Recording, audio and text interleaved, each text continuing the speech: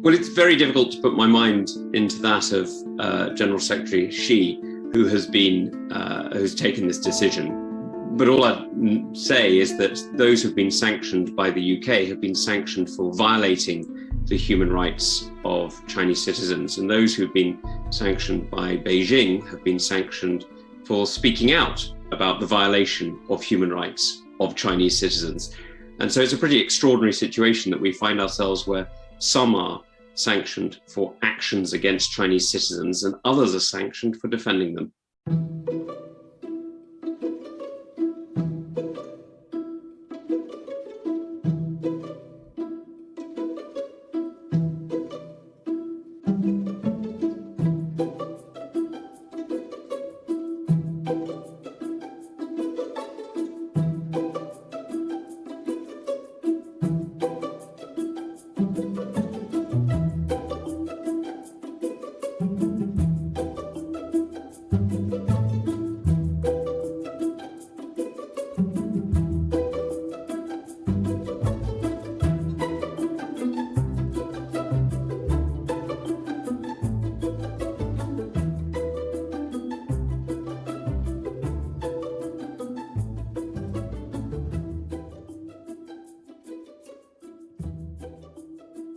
Well, as a leading voice on human rights issues lately, what is the main motivation for you to actually take an interest in the China affairs?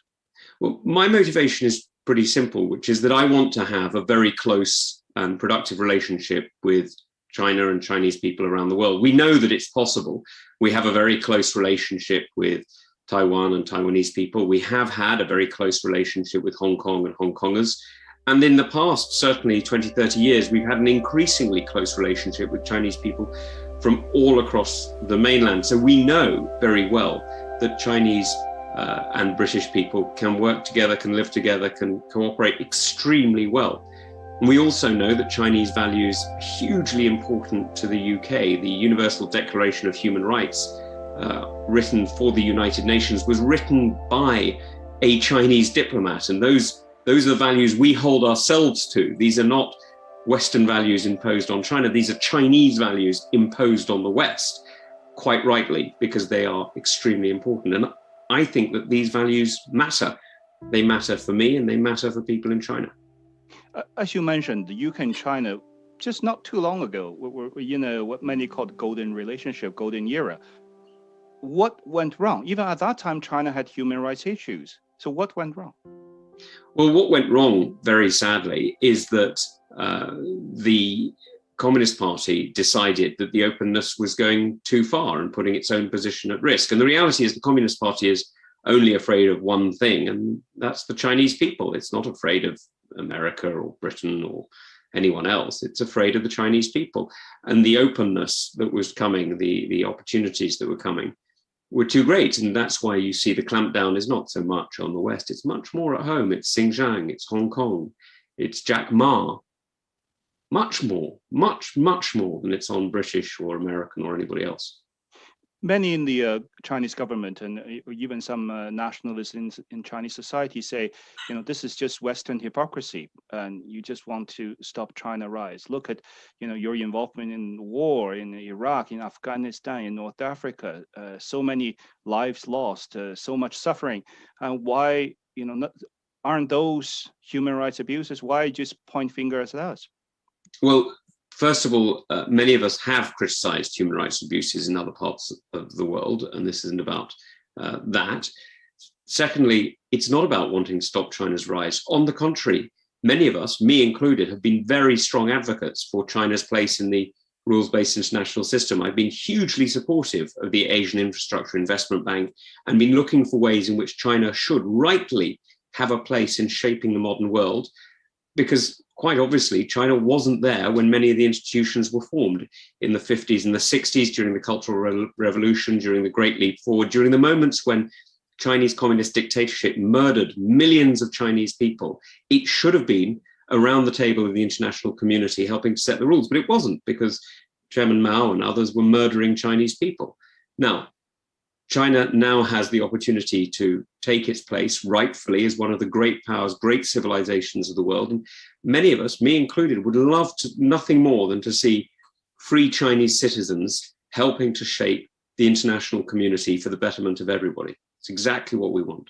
As a British politician, and you mentioned in previous interviews that these Chinese sanctions on you had really little effect, and because you don't really have any assets in China. But the British and the US and EU sanctions and the Canadian sanctions, do they really have any impact on Chinese officials? They live in China.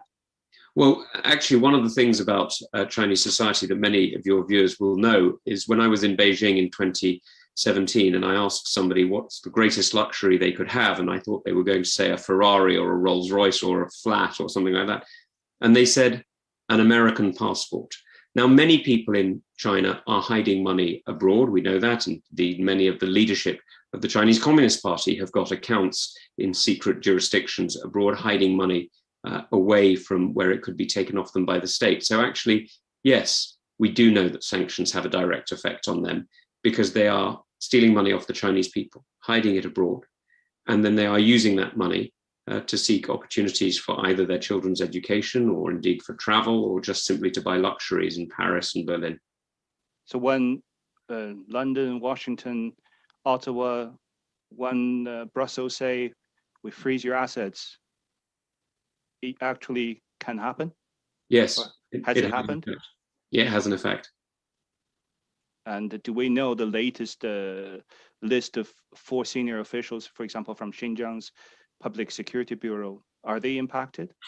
I'm not going to go through the detail of each one. Many also suggested, I've been talking to business people and academics and education professionals. Many of them are worried because, for the City of London, for the university sector, many of them depend on China heavily for trade, for business opportunities. What would the current trend mean for them in the next few years? Well, I hope very much that the current trend will mean that actually many Chinese students do continue to come to the UK and opportunity is sought for everybody. Having Chinese students here studying at our universities is not only welcome, but enriches our universities and enriches many British students in terms of ideas and in terms of opportunity and thinking. But the reality is that we cannot leave ourselves exposed to pressures on academic freedoms or indeed to the undermining of the values of freedom that are absolutely essential to a well-run market and to a well-run university, just simply for a short-term financial advantage. So while it may mean that there are changes, it is absolutely essential we stand up for what matters here and don't simply sell out for a quick shilling. What if China retaliates in a similar fashion to what they did to Australia, for example, to their wine industry, to their iron ores? If they start to sanction British businesses, well, the reality is most of the businesses that we're talking about in the UK are businesses to which China exports. So it would be punishing Chinese people, not British people. And most of the universities where we're talking about it, this is where Chinese students to come and study. And if they want to sanction the red princes and princesses of the new rich in Beijing, that would have immediate repercussions on their ability to satisfy the needs of the new middle class. And why are you calling them red princes and red princesses? Because they are the rich children of the Communist Party elite. When you first got elected into the Foreign Affairs Committee, you led the task force on investigating Huawei and 5G and lots of other things. And at that time, the former ambassador, Liu Xiaoming, Chinese ambassador to China, said openly that if UK chose not to use Huawei or dropped Huawei, there will be consequences. And at this stage, we've decided not to use Huawei. Have we seen the consequences yet? Well, we are seeing consequences, and of course there are consequences. I mean, we're choosing not to use a provider that is heavily subsidized by the Chinese state. So of course there are consequences, but you've got to decide whether those consequences are consequences you're willing to accept.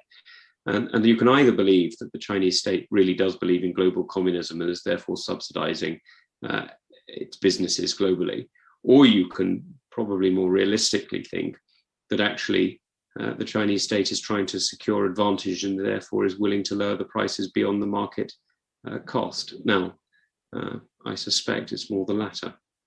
Recently, the British government finally published this policy paper on defense and foreign policy. In it, China is not, it's named as a competitor, but it's not the top threat. And is that a sort of, in your opinion, is that a good judgment, right judgment? Well, it's an interesting paper, actually, because the integrated review really is all about China, very climate, and what it actually, when it talks about human rights, it's a coded way of talking about China. When it talks about climate change, it's talking about China. When it talks about global trade or the tilt to the Asia Pacific or the Indo-Pacific, as it calls it, it's talking about China. All of these things are talking about China. It's just doing it in a more coded way. Now, I understand why the government does it, but let's not pretend that it's not about China. It is about China. And at this moment, with all these concerns vis-a-vis relations with China, the City of London and large parts of the UK economy is still pouring money into China side and trying to forge closer relations.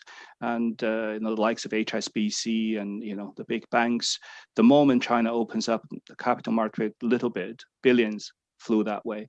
And from national security point of view, is the government concerned, or are there anything that the government is trying to do?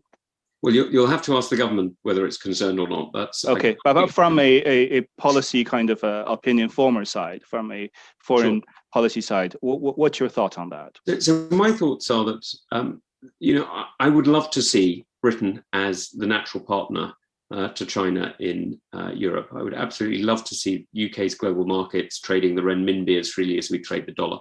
But the reality is that the level of control that is put on, for example, foreign exchange, or the level of influence that comes with it, means that we have real problems here.